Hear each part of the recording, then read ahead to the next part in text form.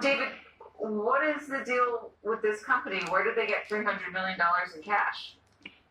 It's a great question. I mean, this wasn't a company that anybody had heard of until a couple of days ago when it put out a statement saying that despite the fact that it has no revenue, no real public footprint at all, it had managed to secure as much as $300 million in funding through a stock sale to an unnamed business entity in the British Virgin Islands. And that's as much as we know. The company hasn't revealed the identity of this entity that's buying all the shares from it and funding this giant purchase of the president's cryptocurrency. What does this company do?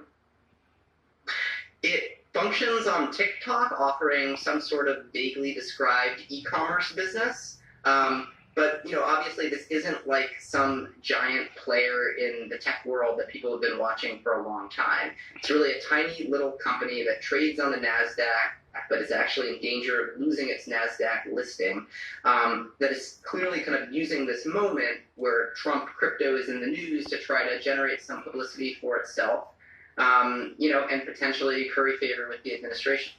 Yeah, so on that note, what is the $300 million purchase? What do they get in return other than this coin? So what the company has said is that it wants to, show its commitment to the crypto world and embrace innovation in the technology sector and all that sort of stuff. I mean, we've talked to lots of people over the past few weeks who have stocked up on the Trump meme coin, and some of them have said to us explicitly that this is about gaining access to the president. This is about sort of earning an opportunity to approach him and ask for very specific policy actions. Now, this small company, GD Culture Group, hasn't said that that's what it's doing, and maybe it's not. But that's sort of one of the kind of menu of things that people have cited when they bought this Trump coin over the past couple of months. Do you have any reporting on whether this is some sort of laundering scheme for some entity or person to deposit cash into assets linked to Donald Trump? There's no evidence of that I've seen, though obviously concerns about money laundering have been kind of recurrent throughout the history of crypto. And so it's always something that, people who are policing the sector should be watching out for.